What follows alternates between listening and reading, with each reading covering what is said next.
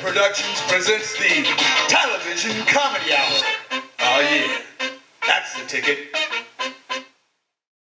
Welcome to the Tylervision Comedy Hour, the best 30 minutes of comedians all across the galaxy, through the stratosphere, the upper stratosphere, the lower stratosphere, and today we were gonna have on Ron Long. You know, he's been on HBO, on Showtime, he's been on BET, you know, the Apollo, and he's been on TV, on all those TV channels.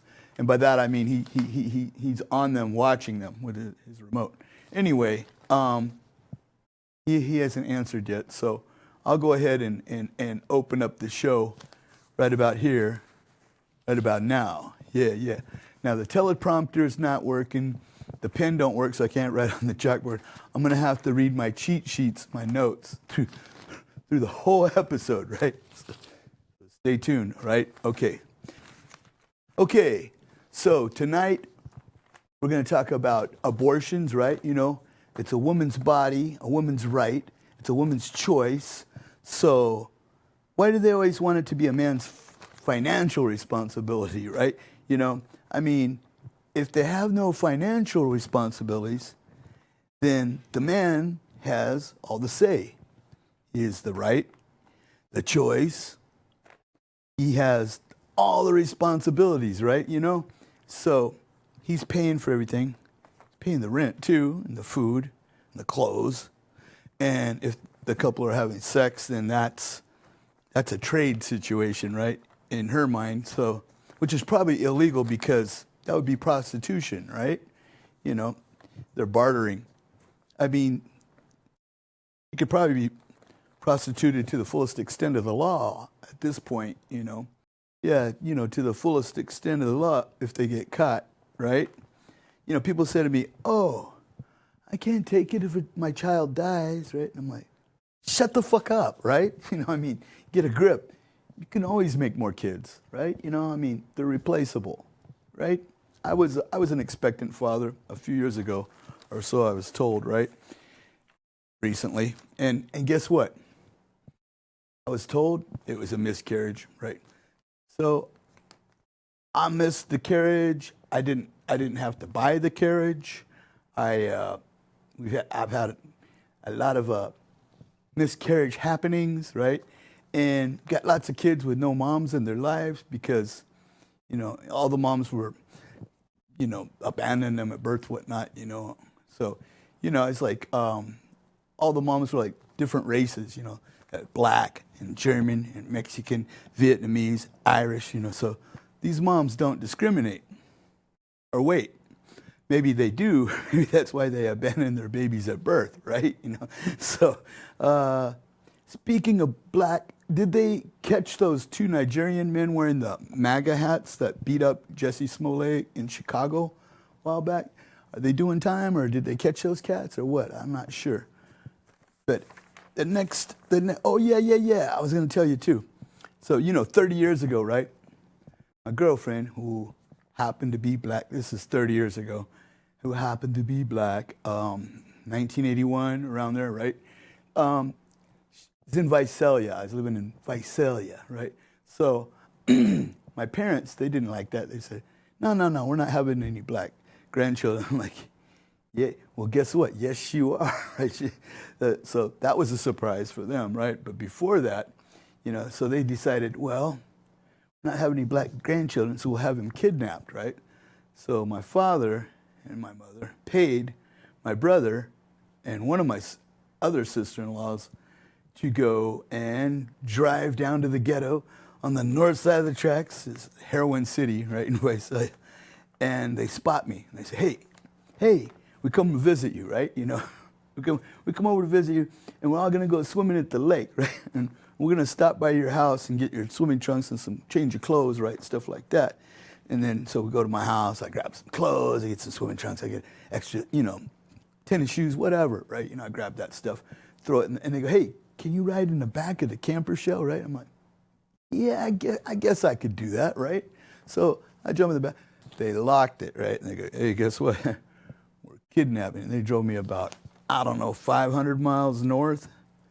Was it? I think. Must have been. Yeah, up to Ukiah, right? And then they kept me there for a month, right? It's like, then after a month, they said, okay, you can go now, but you got to take the bus. Greyhound, right? Yeah, go Greyhound, leave the driving to us, right? And I'm like, fuck, I got to take the bus about 500 miles back.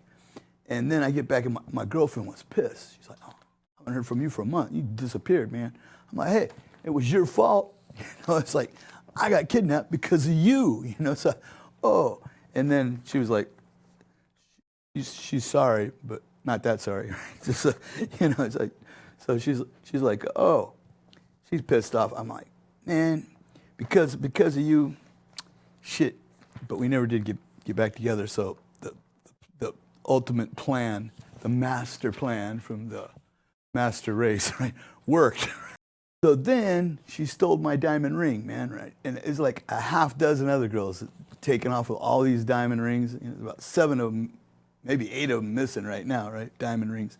So that was the last time, but it wasn't the last time my parents kidnapped, right? They kidnapped me. They kidnapped my wife one time. They kidnapped her kid. They kidnapped my kids. They've kidnapped other family members of mine, my immediate family below me, right?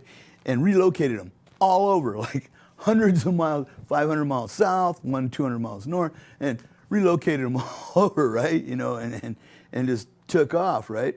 And then, check this out.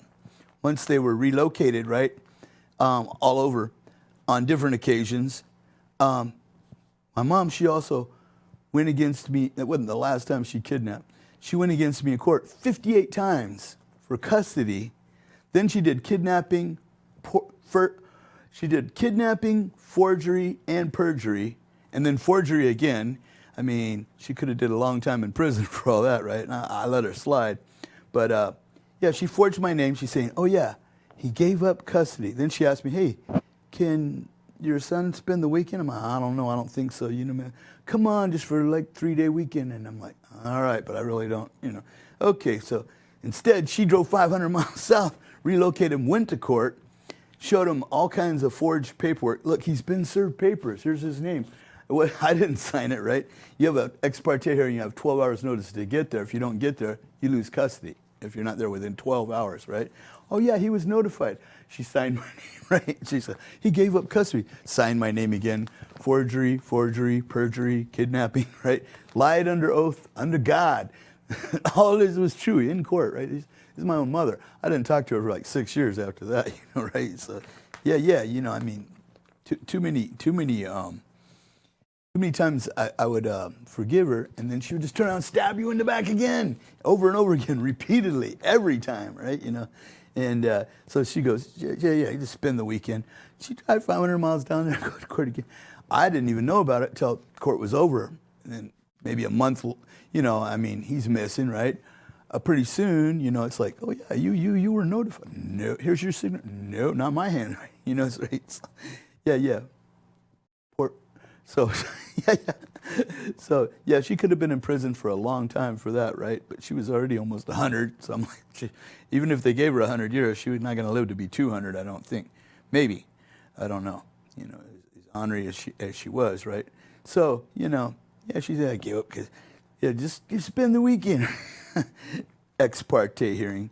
So, anyway, I won in court 58 times in a row against attorneys with only 12 hours notice to drive 1,000 miles round trip, right?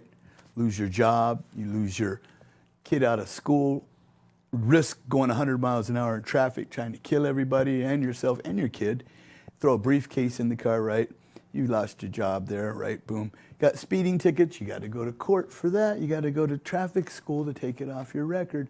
It's like you've blown up 3 cars.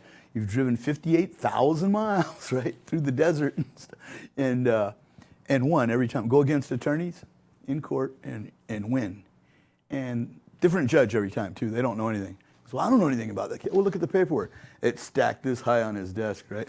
I'm not reading that, right? And he goes, Mr. Tyler, you won like 58 times in a row against attorneys. He goes, did you pass the bar? I'm like, no, I can't pass the bar. I gotta go in there every time I walk by. But no, I don't drink. I was just fooling with him. He thought that was pretty cool, He thought, hey, how do you do it? How do you win? You go against all these attorneys like 58 times in a row and you win. I'm like, man, I just go and tell the truth, and then fuck it, I win. So that's the bottom line, And yeah. So I didn't know till it's too late about the kidnapping and all that, And 20 years earlier, I had applied for food stamps. It's like a little piece of paper. You might have heard of them, right? And I qualified, so I got them, right? So my mom says, hey, I heard you got some food stamps. I want some. I'm like, she's a millionaire. What does she want with food stamps, right? Oh, my God, right? True story. So another true story, right? So I'm like, okay, what do you want? We'll go shopping, right? So we get in her van, and we drive Lucky, and we go shopping, buy whatever we want. She got like yogurt and cottage cheese and milk and what's that other one? Buttermilk and all these products, right? And then we drove to my house, 2 full bags of groceries, right? And before I get out of the car, out of her van, she says, hey, you owe me $20. I'm like, for what? She goes, you remember that pair of tan slacks that I got you last week? I'm like, yeah. She's like, well, they cost $20, so you owe me $20. You got to pay me. And I'm like, yeah. I'm like, well, you know what? I go, I wouldn't pay $20 for a pair of pants that I do like, much less pay $20 for a pair of pants that I don't like. Those are ugly, man. And she's like, oh, she got mad. She was pissed off, man. She said, she got fucking burned rubber, right? Took off, right? Then she slammed on the brakes, and then she ripped the U-turn, and then she came back, and then she hit the brakes again, right? And then she made another U-turn, and come back, hit the brake, and then she takes the 2 bags of groceries, threw them out the window onto the sidewalk, right? Pissed off, burned rubber, took off again, right? Gone this time. And all the neighbors are just looking at me, and there's all this food on the sidewalk, over on Oak Street, right over by Seymour. And I'm like, you guys want some groceries? And they're like, yeah. So they start picking them up. I don't need all that milk products, and stuff. I'm dairy-free, gluten-free, It's like, yeah, go for it. They pick them all up, right? So yeah. And then all of a sudden, they pick them up, took it in their house, I don't do dairy. So decades later, she said, I want to leave you like 20% of all my bank accounts, stocks and bonds and properties and sales, of everything combined, And the house was worth over $1 million, $1.3 million, 1.3 millions, right? So, I had it appraised at different friends of mine that are in the real estate business. You know who you are, right? And I said, no, I don't want any of your money. I don't want your money. Same thing I told my father. I don't want your money. He goes, you're not going to get 1 red cent of my money. I go, do you not listen? I asked you. I go, I don't want any money. Do you not recall that? It's like, I told him, you leave it to the oldest brother. That's what it says in the Bible. You give it to the oldest brother. That's the way it's supposed to go, And so that was my suggestion to her, right? And my dad, right? He was like on drugs on his deathbed. Morphine, like drooling and stuff, right? So she finally said, well, she split everything up for the 5 kids, 20% each. And then she said I wouldn't take it, so she decided to give my 20% to my youngest son, Robert Louis Tyler II, not Robert Louis Tyler I. And I'm saying, okay, cool. But then she felt bad. She goes, look, I want to leave you my car. It's a Toyota Sienna. It's burgundy. I want to leave you that. I go, I got a car. I don't want your car. I got a BMW, man. She's like, no, I would really feel better if you had it. I'm like, I don't need a car. I got cars. No, but it would make me feel better. And finally I said, okay, all right, if it makes you feel better, I'll receive the car. She thought, oh, I could probably use it, to haul my equipment around to my gigs, right? Yeah. Go perform on stage stuff, for music and DJ and things like that, right? So I'm thinking, oh, maybe, okay, whatever. It fits in the BMW, fine, but it is tight. So after she died 2 years ago, I go over to the house, right? And my brother Dick is there. Yeah. And I asked, hey, you know, where's the van? He goes, oh, Jimmy just drove off with it. He's taking it to Oregon. He's going to trade it in on a brand new truck. And I'm like, well, it's my van. And they're, oh, well, we didn't know.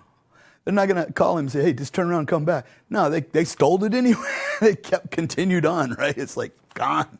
They're like, yeah, we know it's yours now, but we're keeping it. You know, so he did. He took it up there and he traded it in on a brand new truck, you know. And I'm like, you know, yeah.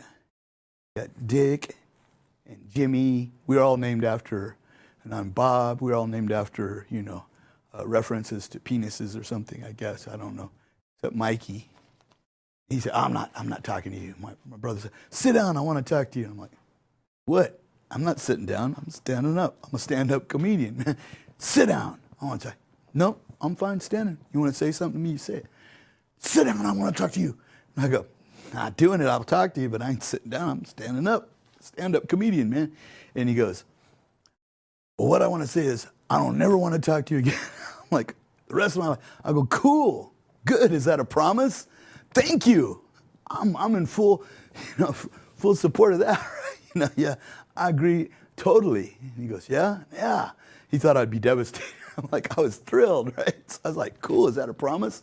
And he's like, you know, yeah, never gonna talk to you again the rest of my life, you know. And I'm like, cool, dude, that's nice, right? You know, so but it's funny because he's like, sit down, I want to talk to you and tell you that I don't want to talk to you.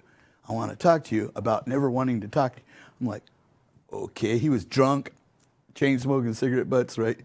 Drunk out of his mind. He couldn't stand up anyway. I think he had hip surgery or something. He's hammered, man. He drinks some hard liquor. You know, he had a lot of alcoholics in my family, except me. I used to be, but I'm clean and sober like 10 years now. So anyway, let's go back to the story, right? I went off on a little tangent there, right? So, yeah. So they drove off with the car, traded it in on a new car, right? Then they said, oh, the property's only worth $100,000. Like, I just had it appraised for $1.33 million. And they're like, it's next door to a house that sold for $7 million. That's only half acre. This is a full acre. And they go, no. They're from Oregon. They don't know. It's $100,000. I'm like, look, here's some attorneys. Here's some real estate agents, right? You can call them. And they didn't like my real estate agent, so they went to another one. And turned out to be a friend of mine too, right? Told them, yeah, it's $1 million. And they're like, oh, we'll take $800,000. Boom, it sold right quick. And it wasn't even the market like it is now, right? You know, it's boom. So they don't know. So sure enough, you know, they sold it fast to the first bidder, $800,000. So they were supposed to give my son, since the oldest brother, she took my advice, you know, he's in charge of this, about, you know, $160,000, right? For that, just the house. Then there's the stocks, the bonds, the bank accounts, the investment, all the belongings. You know, he's supposed to also get 20% of all the jewelry, the furniture, everything, right? No, they just did the $160,000. That's it, you know, right? And they didn't do it. So it'd been a couple months. It's supposed to get him on his birthday when he turned 25. Nothing came in, nothing. So I called my attorney. He called my brother. He sent down, and I told my brother, look, I want a copy of this trust. And then finally he goes, all right, here, I know you want one, here it is. He gave me the wrong one. It wasn't nothing. It was some fake, it was some old one that had been discounted like in 1996, something like. So my attorney calls him, I want the new one. So, all right, so he mailed the new one, right? My attorney read it, you know, he's looking at it. Okay, yeah, he's supposed to get that on his birthday. You know, that was 2 months ago, right? So he called him again, look, we're gonna have to do it, right? So he did. You know, and he probably didn't do that on purpose, because he's like the most sober of the bunch, right? So, but he's 80 years old, right? My sister's 84. So, you know, he probably just forgot, you know, he didn't do that on purpose, you know what I mean? But the other 160,000 still missing, right? So the other half, right? You know, so it's like gone, right? Or maybe it's gone, maybe it's in somebody's bank account, I don't know. But no, the attorney called him, yeah, I want, you know, that in the, so he did, he put a couple months late, but he got it a couple months after the birthday, you know, and this was last year. he finally followed through, you know. And like I said, I don't think he did that on purpose, you know. So, oh yeah, and my brother Jimmy, he also not only stole my car, he stole my gun, my belt buckle, and I don't know what else, right? You know, so you know, that's how it goes. So you know, I mean, and the moral of that story is, what would we do without family? You know, right? That's the ticket. So like I said, yeah, my mom died a few years back, and my son still waiting on the other half of the money, right? From the bank accounts, the trust fund, the stocks and bonds. She had different bank accounts, and the property, the jewelry, the furniture, all that. Zero so far on that, right? You know, so he's still waiting. Anyway, you know, so I got to go back to my attorney. This has been like 3 years, right? So I got to go back to my attorney again, you know, my trust fund attorney, then I got my entertainment attorney, and then I've got my family law attorney, and then I got like 4 attorneys. Really cool because they're like sponsors. I've never paid them a dime. They do all the work. They don't go to court, but they will do all the paperwork, highlight everything, go through everything, read everything, tell you what's up, give you advice, make phone calls.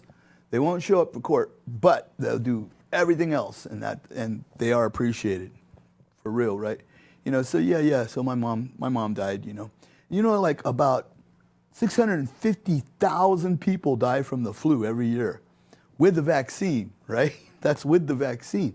So that's about 750,000 people, right? Dead, you know, with the vaccine. So now, people for in COVID, it killed 1 million people in 1 year with no vaccine, right? You know, and you know, in Vietnam, right?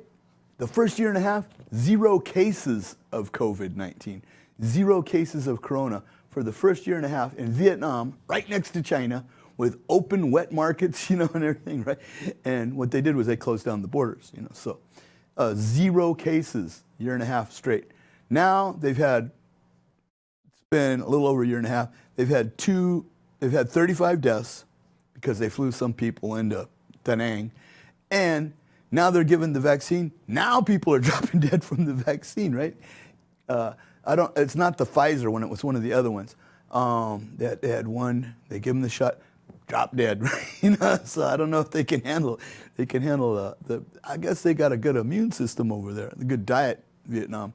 Plus they shut down the borders. That was cool. You know, I mean, smart people, right? You know. So what happens is with the COVID-19, you know. Over here, you know, it's like, yeah, in the world, right, killed like what, 1 million people in 1 year with no vaccine. Now, with the vaccine, the flu is going to be much worse, right, more deadly, because you're still going to get like 750,000 people die with the vaccine, and the people that are going to have the vaccine from this the numbers are going to drop. And now the president said, no more masks. No more social distancing, no mask indoors, no mask outdoors, right? But people are so programmed, they're like still doing it. They're like, oh no, like I go in the store, 3 people are allowed in the store. It's like 6 feet distance, and I'm like, didn't the president tell you different, you know? But he put a ban on China. No, he put a ban on India, right? So people they got triple mutant strains in India. People are dying over there, if you didn't know. So he put a ban on India. They cannot come. And it's like, oh, yeah. And I'm like, wait a minute. Trump put a ban on China. He tried to, and they're, oh, he's a racist. It's like, he put a ban on India. He's a hero. I'm like, what the hell is up with that, right? You know, so that was a trip. Oh, yeah. You know, yeah, like I said, the flu is going to end up being way more deadly. But for thousands of years, nobody shut down all the businesses because of the flu. You know, remember the H1N1 virus back 2009? That was bad. A lot of people committing suicide right now. I mean, still, right? You know, a lot of suicides. People just freaking out. So just keep calm, you know? I mean, you just don't need to kill yourself, right? You know, it's like, You got things to live for, man. Okay, I'm talking to you. You. Yeah. So, that's my message to you guys, if you're still alive. Now, if you've already committed suicide, then, yeah, sorry, man. I don't see a lot of people committing suicide over the flu right now. I've noticed that. Swine flu, the bird flu, the dog flu, when pigs flew, and I don't see a lot of people commit suicide over it. So get a grip. Don't do it. Just don't do it, right? And that's about it for today. And I'm going to say das begonias, which means goodbye flowers. Till next time. Ah, yeah. Good enough for me. Should hold them till next week.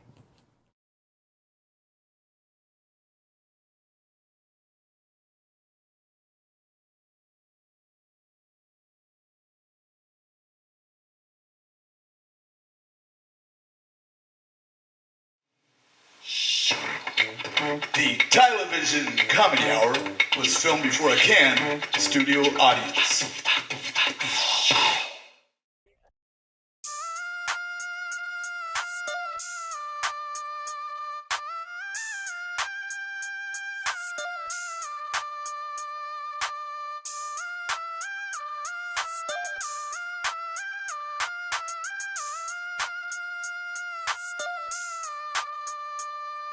I'm going to the top, so I'm owing Johnny Knots. Hip-hop don't stop, so the beat I drop. Top of the charts on Reverb Nation, from St. Bart's to all the Haitians. From the start right to flotation, from my heart it's captivation. Number one is where I'm rating. You knew it was my fate, and all you haters keep on hating, cause my ego is inflamed. Born ready, died waiting, torn teddy, she'll be made. With me there's no debating, cause the Tyler is creating. 707 to the 340.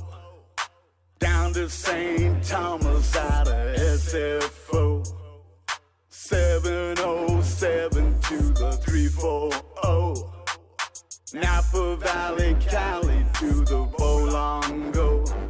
West Indian, East Indian, I'm from the Cherokee Nation. I'm on the radio, depending on the station. 107.9, playing me in rotation. It's like heaven, it's fine all across the nation. I'm the new sensation, positive vibration. Number one Caucasian for a new generation. I came here on vacation, I'm here for the duration. Fame and transportation to my world domination.